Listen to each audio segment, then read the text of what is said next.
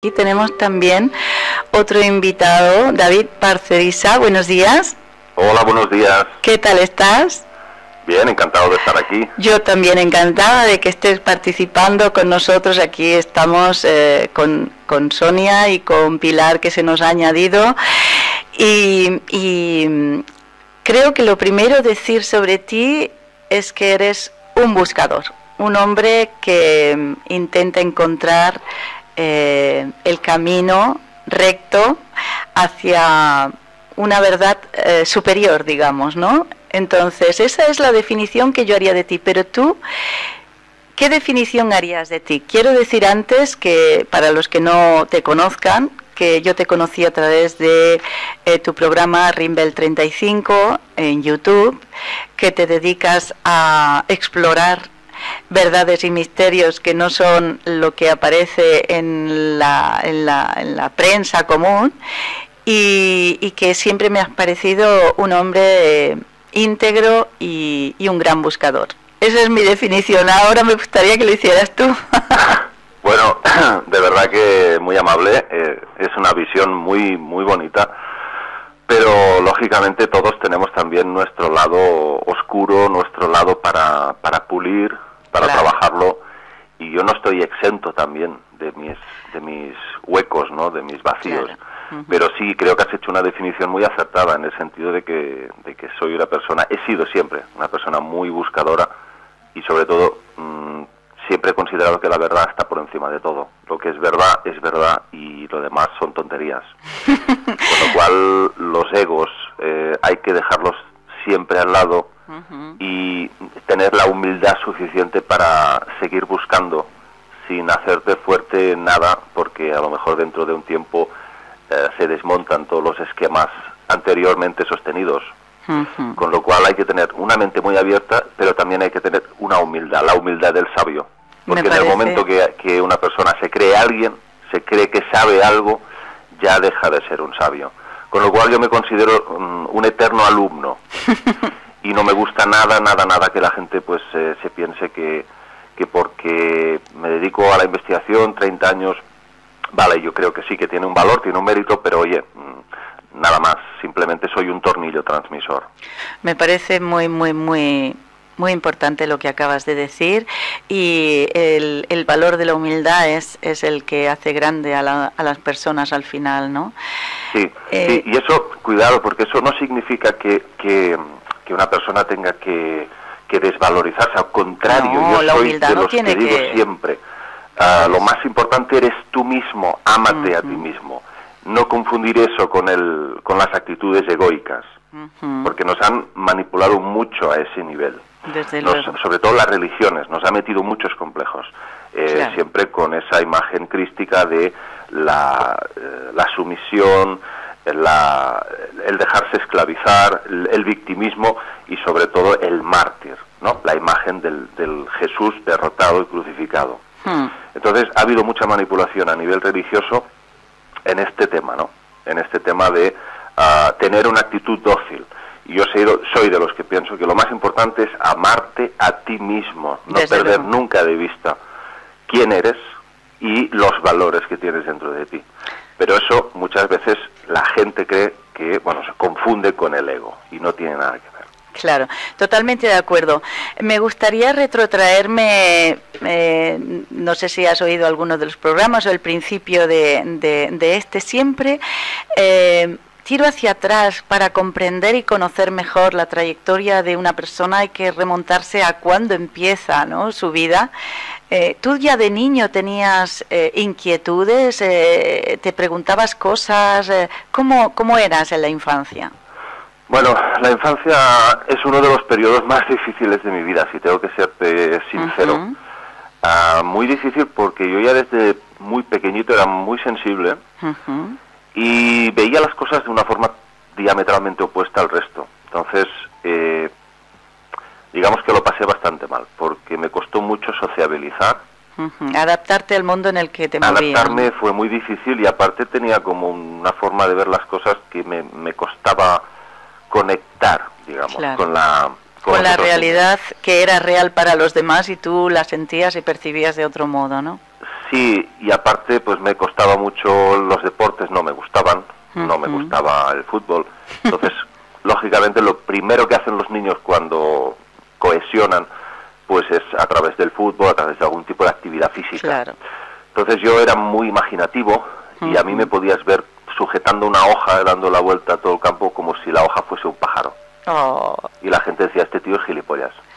Claro, no entendían la sensibilidad de un ser diferente, que Sí, es que... aparte pues estaba dibujando pues siempre, haciendo cómics, dibujos, parodias, una imaginación muy fértil y al mismo tiempo mucha sensibilidad, ¿no? Yo estaba más siempre con las niñas que con los niños. Entonces, pues claro, era un mundo en el que los profesores asociaban con el autismo. Claro. Y decían, bueno, a lo mejor es como una especie de autismo que tiene su hijo, ¿no? Le decía a mi madre. Porque en tu casa se preocupaban por verte diferente, ¿no? Un poquito sí, un poquito sí. Aparte yo me sentía muy diferente. Claro. Yo dentro de mí no tenía la respuesta a ver a qué obedecía esa sensación. Pero tú sabías... De lejanía. Además yo recuerdo que, esto lo he comentado en algunas ocasiones, ¿no? Yo recuerdo la imagen de estar mi casa llena de gente, de invitados, comiendo, y yo estar todo el rato fuera de noche mirando las estrellas, ¿no?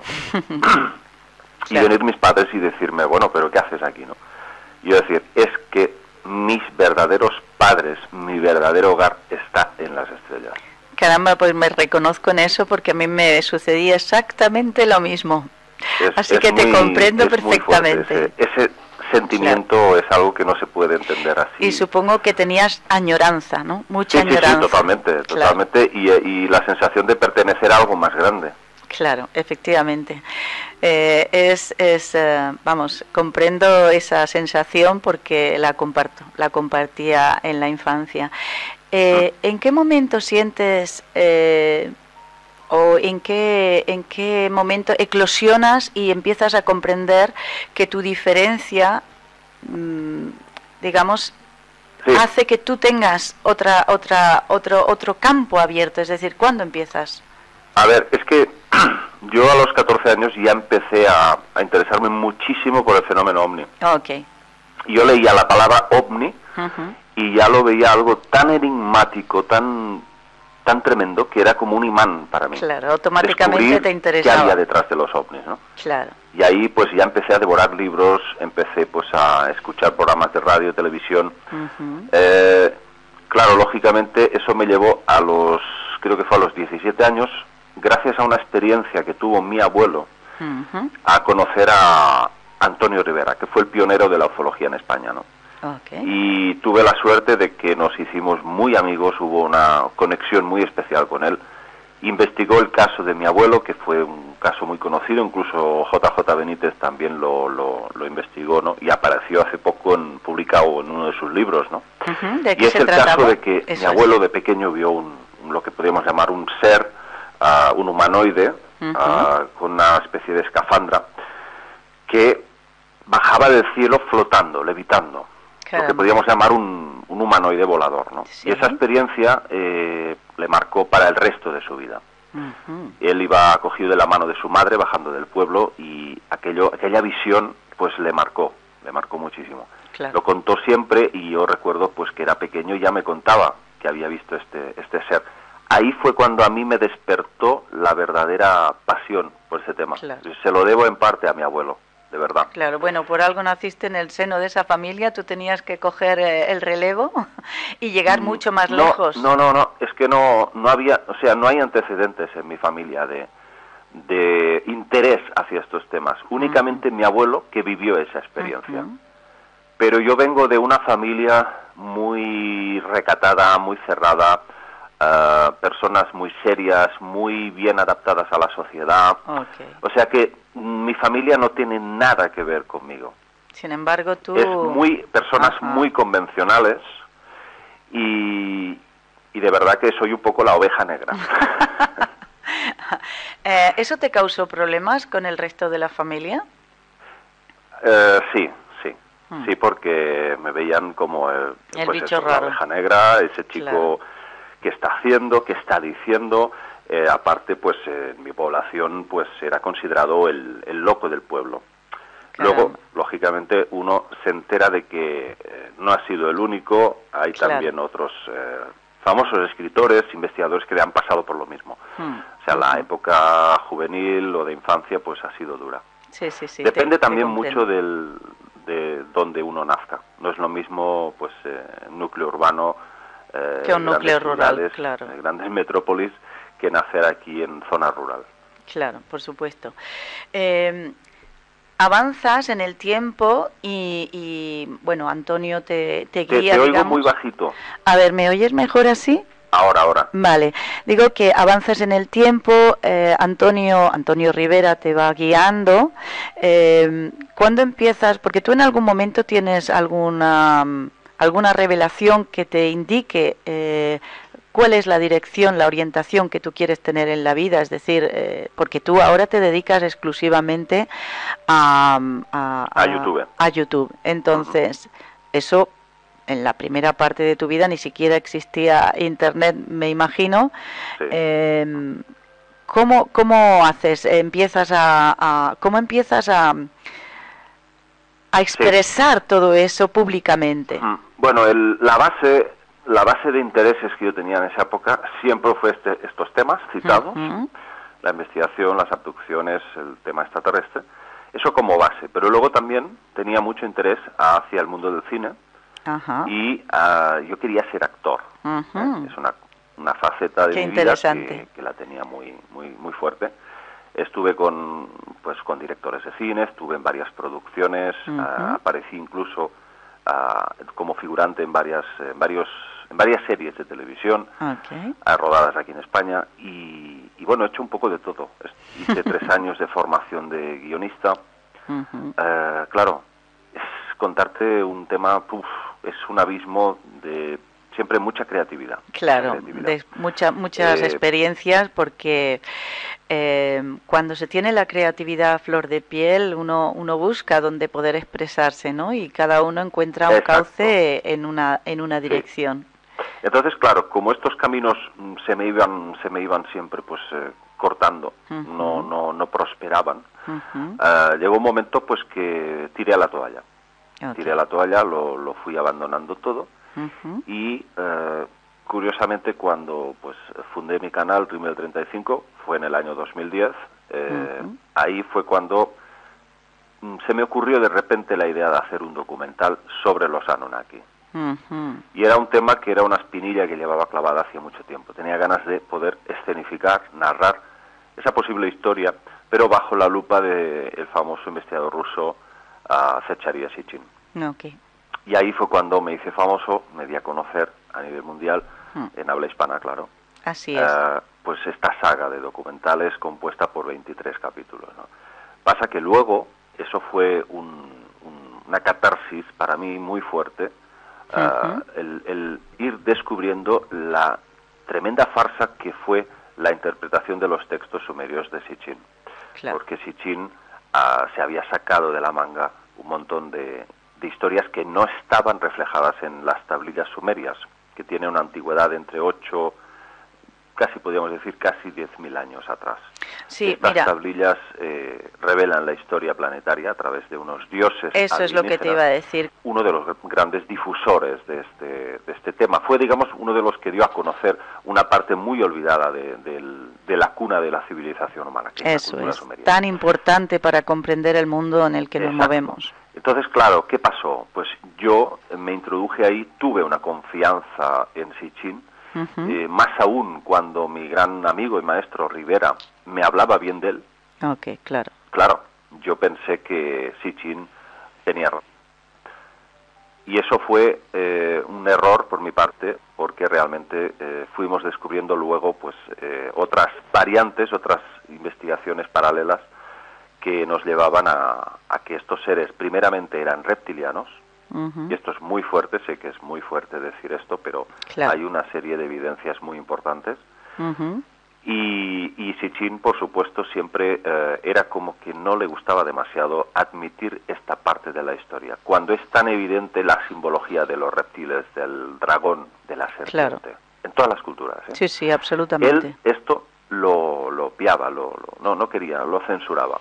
Entonces esa fue una de las cosas que a mí más me escamó, y nunca mejor dicho, me escamó esa falta de, digamos, difusión sobre el tema reptil. Con lo cual, ya para mí llegó un momento que dejó de tener credibilidad este señor, porque lógicamente tenemos acceso a estos textos antiguos. Claro, es que eso te decía, yo creo que no son errores, yo creo que son encuentros importantes que nos llevan de un sitio a otro para llegar al punto donde realmente tenemos que ir, ¿no? Sí, hay mucha gente que a partir de ese cambio que hice con lo de Sitchin, pues no me lo quiso perdonar y empezaron a insultarme, a descalificarme. Este tipo de sujetos son personas que siempre necesitan que les lleven de la mano. Claro, es cambiar... No son capaces de comprender la magnitud de cambios y de fases que una persona puede pasar. Exactamente. Los investigadores no tenemos derecho a pasar por estos cambios. Es todo lo contrario. A enmendar nuestros errores. Pero es que más que enmendar, yo creo que es el desarrollo de un proceso que nos lleva de un camino a otro para llegar a la verdad, ¿no? Sí, es que claro, es eso, ¿no? ¿Qué me vas a recriminar a mí si tú, o sea, es un poco el que tire la primera piedra, que esté libre de culpa? Pero es que además el valor del que investiga y da a conocer el fruto de su investigación es muy importante, ese valor. Pero mi error fue confiar en Sitchin, cuidado. No, pero que me refiero que el hecho de que tú confiaras, porque para ti en ese momento eso era verdad, eso era bueno, tú, el valor de estar abierto a darte cuenta que tenías que avanzar y que había otras cuestiones, es decir, dónde se detenía este hombre y dónde había que continuar, porque era muy parcial lo que contaba, para mí eso es lo importante, es decir, un investigador tiene que darse a su investigación, no a las personas que de algún modo les siguen, porque cada uno al final tiene que encontrar su verdad, tiene que encontrar en función de su punto evolutivo, tiene que abrazar o aceptar o encuentra la aceptación o la verdad en un lugar determinado. Entonces, ese mismo confiar en Sitchin al final te llevó a investigar otras cosas y a seguir avanzando, claro. Con lo cual yo no veo error. Lo fuerte es que hay mucha gente que se ha quedado ahí, es decir, aún hoy hay pero millones de personas, en todo el mundo. Igual que hay tantos millones de personas que están en la religión católica porque no llegan más allá. Siguen hablando de Nibiru y aún hoy la gente me sigue preguntando sobre Nibiru cuando es una cosa que no existe, es decir, en los textos dice claramente que es un punto, una intersección en el cielo que a veces puede ser Júpiter, otras veces puede ser Venus, y hay otras consideraciones que hablan de la estrella polar, pero en ningún momento un planeta que, digamos, haga un paso cada 3.600 años. Claro. Todo esto es una cosa que se sacó él de la manga, porque los textos sumerios te dicen claramente, ahí no hay ningún Nibiru que sea planeta hogar de los Anunnaki, sino que es Dooku, y te lo dice pero un montón de veces en los textos, a través de traducciones que han sido totalmente imparciales, es decir, ha habido ahí autores como Samuel Noah Kramer, que es uno de los más prestigiosos, que hizo la traducción de estas tablillas, y ahí pues es que no hay nada más, y Dooku significa montículo sagrado, es el planeta, el hogar, vamos a decir el hogar, porque hay algunos que teorizan que a lo mejor no es un planeta, sino que sea una especie de enorme base flotante, una plataforma orbital. Yo eso no lo sé, yo más bien diría que es un planeta. Sin embargo, ahí te le dice que ellos vienen de Dooku. Ahí lo puedes interpretar como tú quieras, pero de Nibiru, todo eso no tiene ningún tipo de relación causa-efecto en los textos. Así como hay muchas otras cosas que Sitchin, por supuesto, dijo que sacaban oro, minas de oro en Oriente Medio. Estas minas, todo esto no salen nada en los textos. Ahí se dice claramente que los trabajos forzados eran reconducir los ríos Tigris y Éufrates. Lo dice claramente. Cavar ríos y zanjas. Pero nada más minas de oro y todo eso, que nadie duda que pudo haberlas, por supuesto, pero no están los textos. Son este tipo de detalles y de cosas que son las que han creado una auténtica legión de seguidores en todo el mundo, claro. y que yo en su momento fui uno de ellos, y que hay que empezar a dilucidar y a decir, señores, la verdad, literal están los textos, no claro. inventemos historias. Yo creo que para que se centren nuestros oyentes, estamos hablando de temas de una historia que jamás ha sido contada por los medios oficiales, claro. Y que sería muy interesante que los que estén interesados, válgase la redundancia, buscaran dentro de tus vídeos o de dentro de YouTube. Hay muchos buscadores honestos que tratan de explicar nuestros orígenes. Hay muchas cosas a las que tú tocas, no solamente la historia antigua que explica nuestro presente, porque está absolutamente conectado, sino que hablas de muchísimas más otras cosas que espero que tengamos la posibilidad de hablar en otros programas, porque media hora se nos queda muy corto. ¿Hay algún tema en este momento candente que tú quisieras exponer, que nos quedan como 5 o 6 minutos, para hacer boca a nuestros oyentes? Sí, bueno, mira, yo lógicamente soy conocido por el tema de los Anunnaki, que serían estos dioses antiguos, un poco para ubicar a la audiencia. Ajá. Y que son entidades claramente extraterrestres, es decir, pertenecen a otros mundos y en el pasado se establecieron aquí en la Tierra. No sabemos exactamente las circunstancias, ¿no? Tenían una tecnología importante y pues con ella manipularon al ser humano, ¿no? Incluso podemos decir que estarían implicados en la propia creación genética del ser humano. O sea, serían nuestros padres biológicos, ¿no? Okay. Pero últimamente, y después de haber sacado varios libros hablando de este tema, actualmente uno de los asuntos que más me que más me ha llamado la atención en los últimos meses, y es un tema que no sé si voy a sacar también un libro dentro de unos años, porque es mucho trabajo el de investigar esto, es el asunto de que, y creo que esto es el meollo de la cuestión, los seres humanos estemos manipulados, nuestro destino, nuestra suerte, por unos seres que desde lo más remoto son conocidos como los arcontes. Y ahí estaría una de las bases para entender por qué el mundo está como está. Porque los arcontes serían entidades etéricas que de alguna forma absorberían el sufrimiento como una especie de sustrato vital, como una vibración de baja pasión. Y esto, por supuesto, es como un cóctel que hay que agitarlo, no es algo que, digamos, mágicamente aparezca, sino que hay que provocar una serie de circunstancias para que la humanidad siempre esté en permanente sufrimiento, a través de guerras, a través de... Pero no hay que ir a cosas tan graves como guerras, simplemente en la vida cotidiana hay siempre una serie de resortes que se producen de frustración, de desesperación económica, afectiva. ¿Qué sabemos? ¿Hasta qué punto todo lo que nos sucede en nuestra vida va ligado a una manipulación planetaria global por parte de entidades que lógicamente pertenecen a otro estadio de la realidad? Y luego han empezado a alzarse voces de que esta manipulación afecta, por supuesto, al más allá. Es decir, cuando morimos, ¿qué es lo que nos induce a volver otra vez aquí? O sea, el proceso de la reencarnación, que creo que ha estado bastante probado ya a través de diversas investigaciones y regresiones.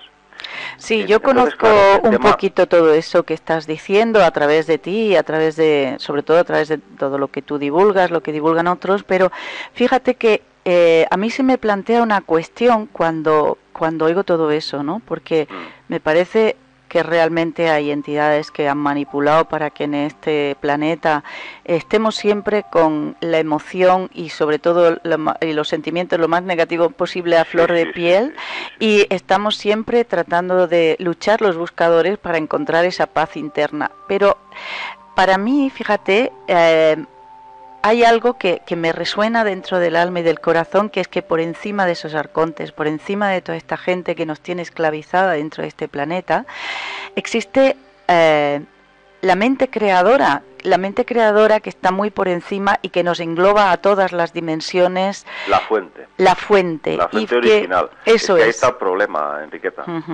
Es decir, la teoría es esa, es que se ha interpuesto una especie de grupo de entidades que simulan ser ángeles, seres custodios, absolutamente, dioses. Entonces estos seres pues te hacen creer que son la fuente, son parte de la fuente, pero son una simulación. Eso es, ahí es a como donde los iba. psicópatas que copian los sentimientos, claro. te hacen creer que sienten en realidad, ni sienten ni padecen. Eso es. Es algo parecido, ha habido ahí una especie de intromisión, y aquí verdaderamente, aquí todo el mundo habla de cuando me muera, ¿a dónde voy a ir? Oye, y si a lo mejor resulta que no hay que ir a ningún sitio, sino que simplemente tú eres la llave que abre todas las puertas. Exactamente, mira, creo que es la clave. No hay que buscar nada, ninguna luz, sino que tú eres la propia luz. Eso es, estoy absolutamente Entonces, claro, de acuerdo. de esta base de que puede haber manipulación, claro que sí, pero es que si consiguiéramos despertar nuestro poder interno, eso es que desaparece toda la manipulación. Mira, estoy tan absolutamente de acuerdo contigo, y además es un tema fascinante que seguramente que tendremos que volver a tocar porque nos quedan 2 minutos. Y antes de despedirme y de despedirte, quisiera que explicaras el nombre de tu web, dónde se te puede encontrar para que nuestros oyentes puedan escucharte y leerte. Bueno, muchas gracias. Mira, web ya no tengo, vale. Decidí prescindir de ella porque siempre, pues, no es un tema que no me ha acabado nunca de interesar. Muy bien. Y lo dejé estar, y entonces, pues, simplemente mi forma de ver mis trabajos y eso es YouTube. Muy bien. Sí, y es el canal Rimbel 35. Eso es. Pues David, te agradezco infinitamente que hayas estado con nosotros esta mañana. Es tan fascinante todo lo que tienes que contar que no da para media hora más que un leve rasguño, ¿no? Pero bueno, sí, muy leve. Habrá otras muchas ocasiones en las que podamos extendernos y hablar largo y tendido. Te agradezco mucho tu participación, te doy un fuertísimo abrazo y espero verte pronto. Pues ha sido un placer, Enriqueta. Hasta pronto, David. Muy amable, gracias.